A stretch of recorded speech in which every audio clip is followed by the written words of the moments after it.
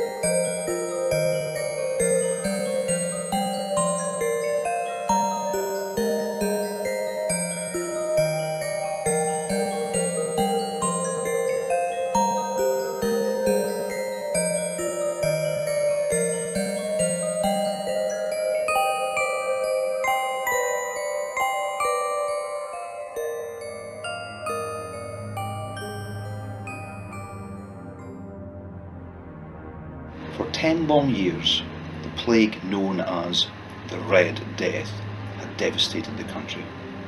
No other pestilence or plague had been so fatal or hideous. Blood was the disease's avatar and its seal.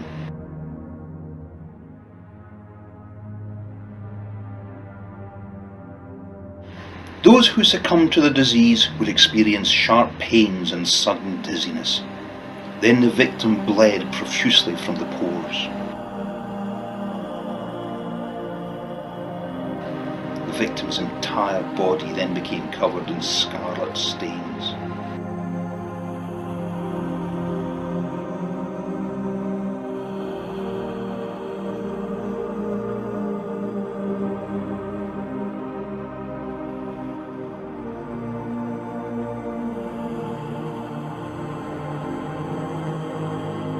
The whole process, seizure, progress, and the termination was over within half an hour.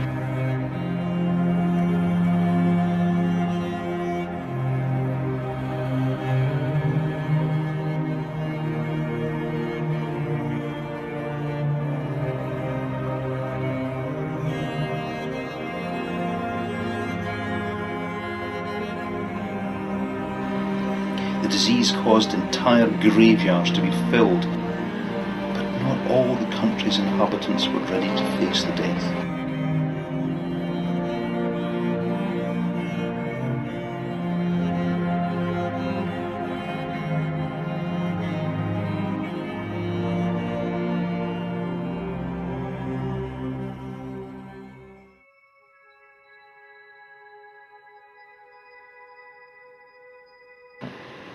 The infamous Prince Prospero was happy and dauntless.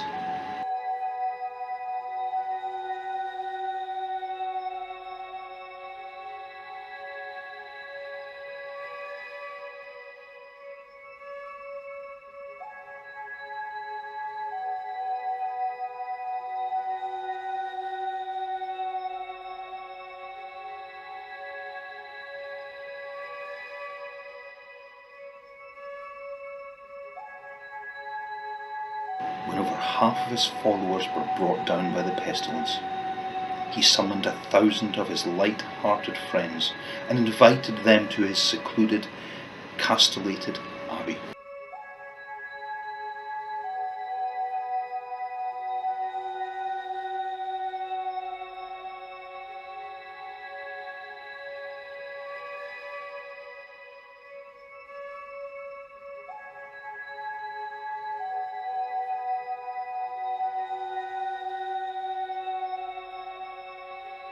The mighty stone wall stood a mile high over the desolate lands of the once prosperous country. The wall sealed off the abbey from the rest of the world. The country would take care of itself, and Prospero's legions would simply wait until the disease had wiped itself out. In Prospero's quarantined land, it was pointless to grieve, or even to think of the outside world.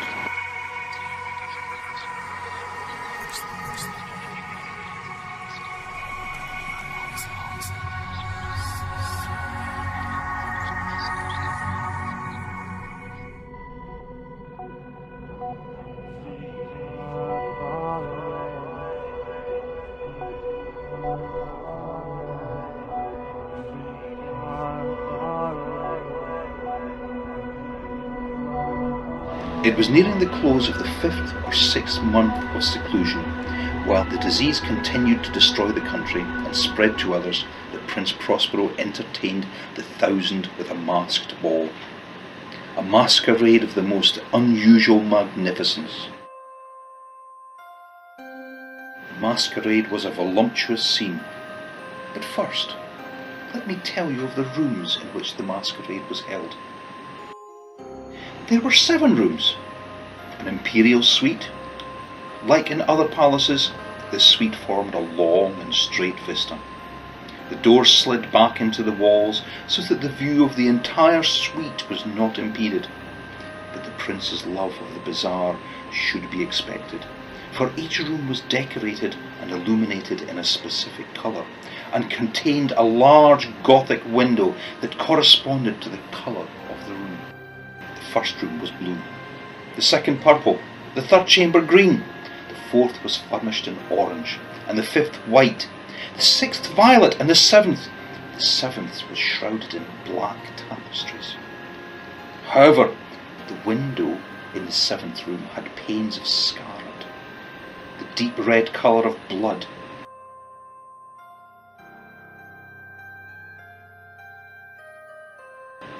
Instead of candelabras or chandeliers, the rooms were lit by a heavy tripod, each containing a brazier of fire. The effect of this fire in the 7th room was ghastly and extreme.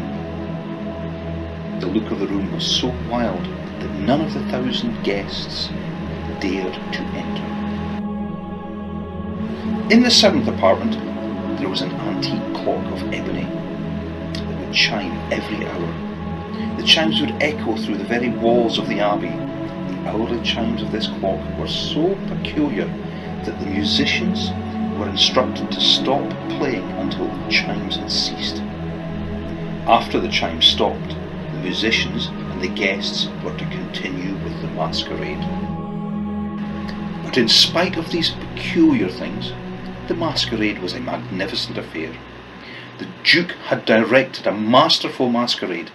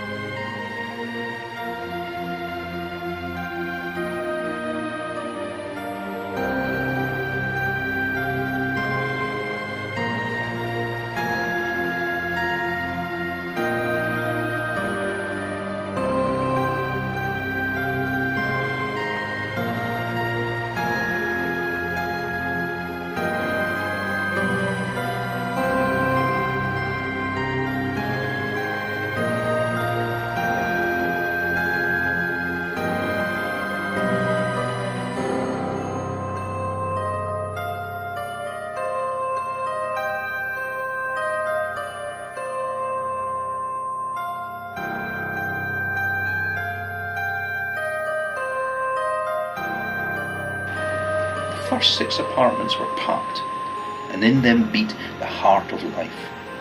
And as the clock struck 12, the revellers paused. The music ceased. The crowd was quiet. The crowd waited for 12 strokes to sound. It was as the clock struck that final time that the first guest noticed it. Then, one by one, they all became aware of a masked figure which had caught not one of the guests' attentions before now. Murmurs spread, and whispers spoke of surprise, then fear and disgust.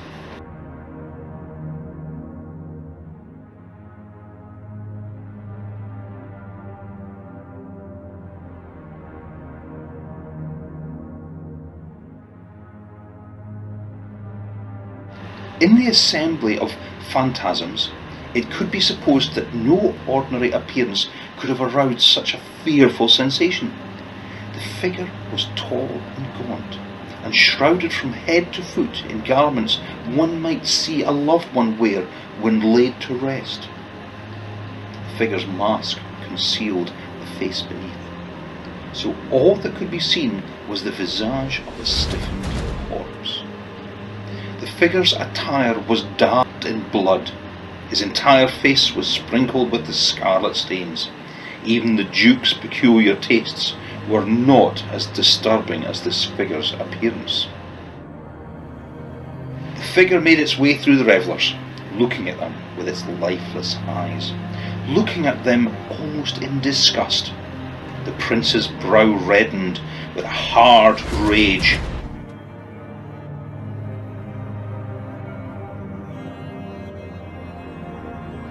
Who dares? Who dares insult us with this blasphemous mockery? Seize him! Seize him and unmask him, so we know who to hang at sunrise! To hang from the battlement! It was in the blue chamber that the prince stood, and he uttered these words. His words passed throughout the entire suite. Seize him, I said! But not one of the 1,000 revellers moved in an attempt to seize the intruder.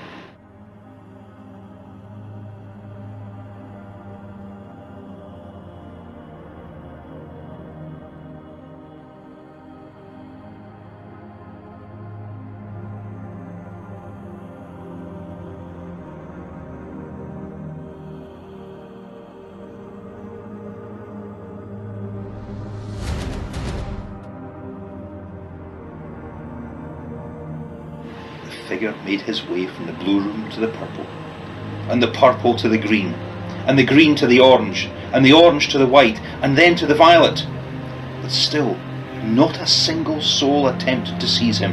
The figure entered the final room.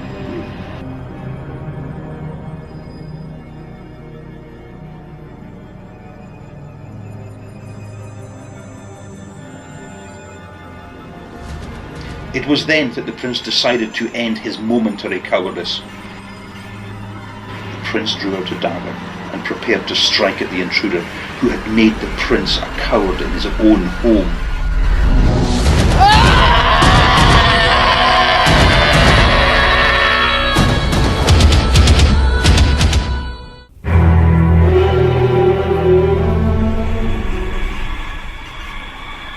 Summoning the courage of their despair, threw themselves into the final room, seizing the figure under the shadow of the ebony clock. The collective gasped in horror, and they found under the mask no tangible form. They were in the presence of the Red Death itself. One by one, the revellers fell down, dead, all dying identically to the prince.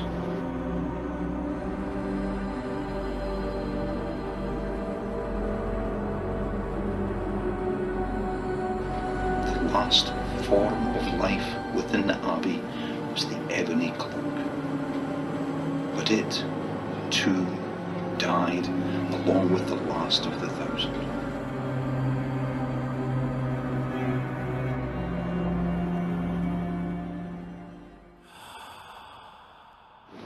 Darkness and decay and the Red Death held illimitable dominion over all.